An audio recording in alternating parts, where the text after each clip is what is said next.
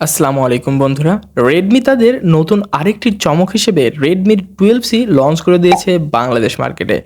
Redmi 10C হয়তোবা দেখেননি, এরকম পাবলিক খুব কমই দেখা যাবে। তো রেডমি 10C কিন্তু বেশ জনপ্রিয় একটি ফোন ছিল মিড বাজেটের ফোন হিসেবে। সো এই ফোনটাকেই ফোকাস করে রেডমি তাদের আরও একটি নতুন চমক হিসেবে আমাদের সামনে রিলিজ করলো রেডমি 12C এই ফোনটি।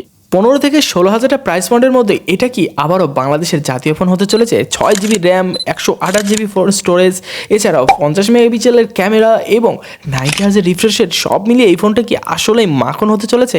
ভিডিওটি সম্পূর্ণ জুড়ে না দেখলে হয়তোবা আপনারা অনেক কিছু মিস করতে পারেন। তো আজকের ভিডিওটি স্পন্সর করেছেন হ্যালো উল্লাপাড়া সিরাজগঞ্জ। যারা আপনারা ফোনটা অনলাইন বা অফলাইনের মাধ্যমে ফোনটা পারচেস করতে চাচ্ছেন, অবশ্যই ফিজিক্যালি এসে বা অনলাইনের মাধ্যমে হোম ডেলিভারিতে এই ফোনগুলো পারচেস করতে পারবেন। এই ফোন ছাড়াও আরও অন্যান্য অনেক রকমের পপুলার ফোন এই শোরুমে পেয়ে যাবেন এবং আমাদের চ্যানেলটি মেনশন করলে বিশাল একটা ডিসকাউন্টও পেয়ে যেতে পারেন। তো একটি মুহূর্ত মিস না করে এখনই স্ক্রিনে দেওয়ার নাম্বার বা ডিসক্রিপশনে দেওয়ার নাম্বার যোগাযোগ করতে পারেন। বরাবরের মতোই আমি আছি পারভেজ হাসান, আর আপনারা দেখছেন আপনাদেরই পছন্দের চ্যানেল পিএইচ জোন। সো বেশি কথা না বলে চলুন মূল ভিডিওতে ঝাঁপিয়ে পড়া যাক। আর আমাদের নিয়মিত দর্শক হয়ে থাকলে অবশ্যই ভিডিওটিতে লাইক করবেন এবং চ্যানেলটি যদি সাবস্ক্রাইব এখনও না করে থাকেন অবশ্যই সাবস্ক্রাইব করে দিবেন। আমরা যদি ফোনটার ডিজাইন এবং বিল কোয়ালিটি নিয়ে কথা বলি তাহলে খুব শর্টকাটে এটা নিয়ে শেষ করব, কারণ এটা নিয়ে বেশি কথা বললে ভিডিওটা লং টাইম হয়ে যাবে। তো এটার ব্যাক ফিনিশ টোটালি প্লাস্টিক এবং মেটালিক, সবগুলোই প্লাস্টিক। তো প্লাস্টিক হওয়ার সত্ত্বেও পিছনে আমরা ম্যাট টেক্সচার দেখতে পাবো, যেটার জন্য আমাদের ক্র্যাচ পড়ার প্রবণতা এবং ফিঙ্গারপ্রিন্ট পড়ার প্রবণতা খুবই কম। এছাড়াও যে রেডমির ব্র্যান্ডিং এটা রয়েছে এবং থাকছে একটি ফিঙ্গারপ্রিন্ট সেন্সর এবং ক্যামেরা মডিউল। আর আমরা যদি পোর্শন বাটন নিয়ে কথা বলি তাহলে দেখতে হচ্ছে পিছনের দিকে বা একদম নিচের দিকে থাকছে একটি স্পিকার এবং USB type B charging port, এবং সাইডে যদি আমরা দেখতে পাই ভলিউম বাটন এবং একটি লক বাটন বা পাওয়ার বাটন যেটাই বলেন, এবং ওপরের দিকে টপ সাইডে পেয়ে যাব আমরা একটা 3mm হেডফোন জ্যাক। এখানে নয়েজ ক্যান্সেলিং স্পিকারটা নেই, এখানে থাকলে আরও জোস হতে পারতো। তো ওভারঅল ডিজাইন বিল কোয়ালিটি মোটামুটি অ্যাজ ইউজুয়াল বাজেট ক্যাটাগরির ফোন হিসেবে যা কিছু দরকার ঠিকঠাকই রয়েছে। বাট এখানে যদি টাইপ বি চার্জিংয়ের জায়গায় টাইপ সি থাকতো জোস হতে পারতো, এবং সাইড মাউন্টেড ফিঙ্গারপ্রিন্টটা এখানে এক্সপেক্ট করেছিলাম বর্তমান সময় হিসেবে। এবার যদি আমরা ফোনটার ডিসপ্লে নিয়ে একটু আলোচনা করি তাহলে এই ডিসপ্লে থাকছে 6.71 ইঞ্চি একটি এইচডি প্লাস রেজুলেশনের ডিসপ্লে, এবং এই ডিসপ্লেতে থাকছে 90 হার্জের প্যানেল, এবং এই ফোনটাতে থাকছে 500 নিটস পিক ব্রাইটনেস, যেটা আপনার ডে লাইটে গেলেও একটা ভালো ভিজিবিলিটি পাবেন। এছাড়াও খুব একটা স্ট্রাগল করতে হচ্ছে না, ব্রাইটনেসটা মোটামুটি আমার কাছে যথেষ্ট ভালো লেগেছে। এছাড়াও 16 মিলিয়ন কালারযুক্ত ডিসপ্লে, এটা জাস্ট প্রিমিয়াম এবং বেশ স্যাচুরেটেড লাগছিল ডিসপ্লে টাইপটা, বেস্ট কালারফুল।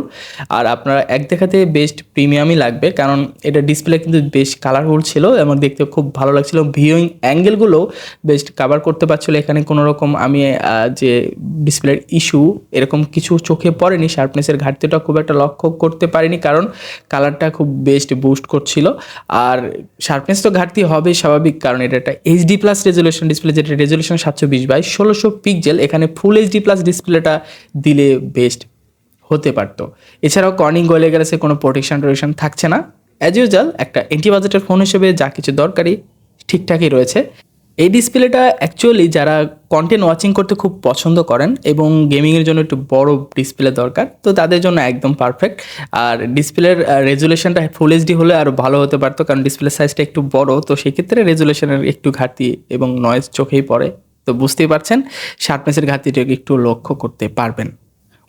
এবার যদি আমরা ফোনটার সবচেয়ে গুরুত্বপূর্ণ পার্ট, অ্যাটলিস্ট আমি যেটা মেন করতে চাচ্ছি সেটা হচ্ছে এটার পারফরমেন্স টাইপ। তো পারফরমেন্স টাইপ নিয়ে কথা বলতে গেলে এটার পারফরমেন্স কিন্তু দুর্দান্ত, কারণ 10Cতে ছিল স্ন্যাপড্রাগনের 680 মতো 6nm ফেব্রিকেশনে তৈরি প্রসেসর।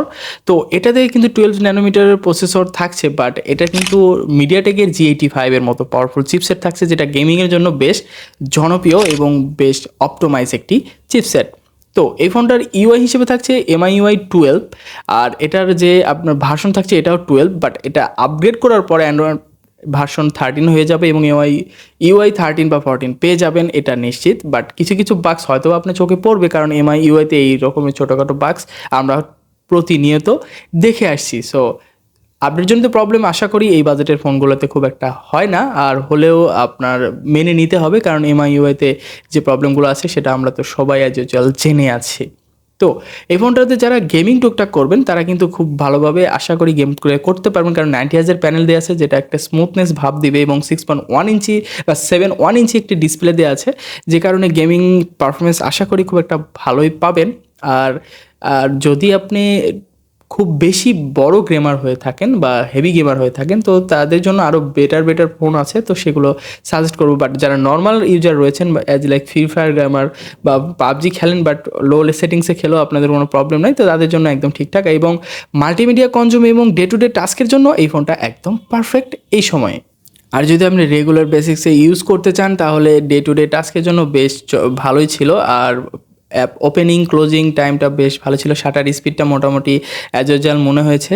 আর 90 হার্জের হওয়ার কারণে একটা স্মুথনেস ভাব পাওয়া যাচ্ছিল। তো মোটামুটি আমি মনে করি যারা এন্টি বাজেটের কাস্টমার রয়েছেন তারা এই ফোনটা চোখ বন্ধ করে নিতে পারেন যদি আপনার এই প্রসেসরটা ভালো লেগে থাকে, কারণ মিডিয়াটেকের G85 প্রসেসর কিন্তু মহামারী খারাপ না, এটা কিন্তু বেশ স্টেবল এবং একটা ভালো পারফরমেন্স দেওয়া প্রসেসর। সো আমি মনে করি আপনারা খুশি থাকবেন এই বাজেট পয়েন্টের মধ্যে এই প্রসেসর নিয়ে।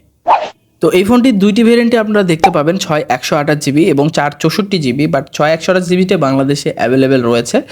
আর এটার প্রাইসটা আমি এখন বলে দিই, এটার প্রাইসটা 15,990 টাকা, বাট এটা ওঠানামা করতে পারে, অবশ্যই মার্কেট যাচাই বাছাই করে তারপরে নেবেন। এছাড়াও এই ফোনটাতে থাকছে 5000 mAh ব্যাটারি এবং অ্যাজ ইউজুয়াল 10 ওয়াটের একটি চার্জার। এখানে যদি 18 ওয়াটের চার্জার এবং টাইপ সিটা থাকতো তাহলে আরও দুর্দান্ত হতে পারতো এই প্রাইস পয়েন্টের মধ্যে।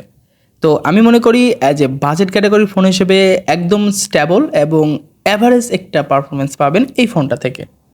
ওকে, এবার যদি আমরা ফোনটার ক্যামেরা টাইপ নিয়ে কথা বলতে যাই তাহলে ক্যামেরার পারফরমেন্স নিয়ে কথা বলতে গেলে পিছনে ডুয়াল ক্যামেরা সেটআপ দেখতে পাবো, যেটার মেইন ক্যামেরা থাকছে 50 মেগাপিক্সেল ক্যামেরা, যেটার অ্যাপাচার 1.8 এবং এই ফোনটার আরেকটি সেন্সর রয়েছে সেটা হচ্ছে ডেপথ সেন্সর, যেটা 0.8 মেগাপিক্সেলের। এখানে মিনিমাম 2 বা 5 মেগাপিক্সেল হলে চৌস হতে পারতো। 0.8 মেগাপিক্সেলের ডেপথ সেন্সর খুব একটা যে মহামারী কাজে দিবে এমনটা না, বাট এর সফটওয়্যার বেসিক হলেও আমরা ডেপথ সেন্সরে কাজ করতে পারি, কাজ চালিয়ে নিতে পারি।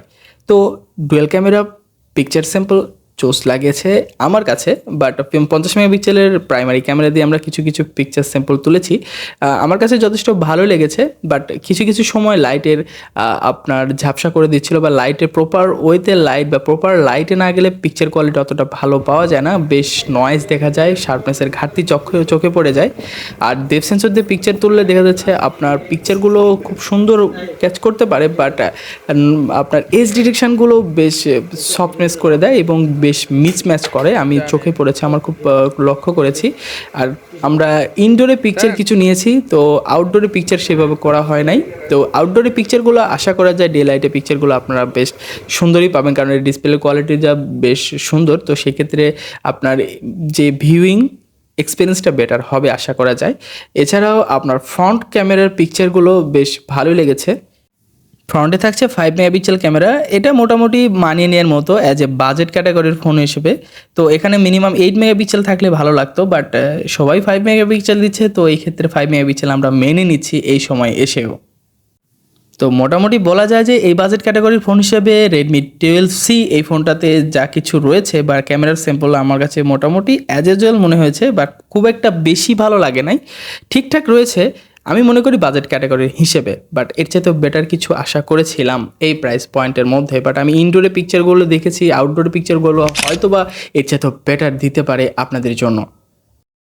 ওয়েল, এবার যদি আমরা সবশেষে রিভিউ নিয়ে কথা বলি যে 12C এর পারফরমেন্সটা ওভারঅল কেমন ছিল বা টোটাল রিভিউয়ের একটা সিম্পল। তো এই ফোনটার ডিজাইন জাস্ট অ্যাজ ইউজুয়াল, মানে খুব একটা ভালো তেমনটা বলবো না এবং খুব একটা খারাপ তেমনটাও বলবো না, অ্যাজ ইউজুয়াল মনে হয়েছে। তো এই ফোনটার ডিসপ্লে টাইপটা আমার কাছে বেশ ভালো লেগেছে, কারণ এটার কালারটা খুব ভালো লাগছিল, মানে খুব কন্টেন্টগুলো খুব বুস্ট করছিল এবং কালার কন্টেন্টগুলো দেখতে খুব জোস লাগছিল। তো অ্যাজ ইউজুয়াল আমার ডিসপ্লেটা ভালো লেগেছে। আর এটার কিছু কিছু জিনিস উইকনেস রয়েছে, যেমন এটার টাইপ সি পোর্ট থাকলে ভালো হতো, আর ফিঙ্গারপ্রিন্ট সেন্সরটা সাইডে হলে ভালো হতো। আর ক্যামেরা স্যাম্পলটা মোটামুটি অ্যাজ ইউজুয়াল মনে হয়েছে, 50 মেগাপিক্সেল ক্যামেরা ঠিকঠাকই রয়েছে। তো আমি মনে করি যে এটার যে পারফরমেন্স টাইপ মিডিয়াটেকের G85 এর মতো প্রসেসর দেওয়া আছে, তো আপনারা যারা গেমিং খুব পছন্দ করেন, মানে মিড রেঞ্জের মধ্যে একটা গেমিং পারফরমেন্স চলা ফোন খুঁজছেন, তাদের জন্য এই ফোনটা ভালোই হবে আশা করা যায় এই প্রাইস পয়েন্টের মধ্যে। আর যারা ডে টু ডে টাস্কের জন্য নিতে চাচ্ছেন, অ্যাজ ইউজুয়াল সব কিছু ঠিকঠাক মানে মিডিয়াম সাইজের হলেই হলো, তো তাদের জন্য একদম পারফেক্ট ফোন, তো তাদের কোনো টেনশনই নেই। বাট যারা গেমিং খুব হেভি করবেন তাদের একটু দেখে শুনে বুঝে শুনে তারপরে কেনা উচিত। তো আজকের ভিডিওটি এই পর্যন্তই। আর আজকের এই ভিডিওটির এই ফোনটা যদি আপনারা পারচেস করতে চান বা অন্যান্য ফোনও যদি পারচেস করতে চান, অবশ্যই হ্যালো উল্লাপাড়া শোরুম, এই ফোনটা বা এই শোরুম থেকে আপনারা চাইলে অনায়াসে পারচেস করতে পারেন। ডিসক্রিপশন বক্সের নাম্বার বা স্ক্রিনে দেওয়া নাম্বারে যোগাযোগ করে যে কোনো ধরনের ফোন যদি প্রয়োজন পড়ে অবশ্যই তাদের কাছে যোগাযোগ করে শুনে তারপরে কিনতে পারবেন। হে প্রিয় দর্শক বন্ধুরা, এই ভিডিওটি যারা এতক্ষণ পর্যন্ত ধৈর্য ধরে দেখেছেন তাদেরকে অসংখ্য অসংখ্য ধন্যবাদ। এখনও আমাদের চ্যানেলটি যারা সাবস্ক্রাইব করেনি অবশ্যই সাবস্ক্রাইব করে দিবেন এবং পাশে থাকা এই বেল আইকনটি অবশ্যই চেপে দিবেন এবং ভিডিওটি লাইক করবেন, কমেন্ট করতে অবশ্যই ভুলবেন না।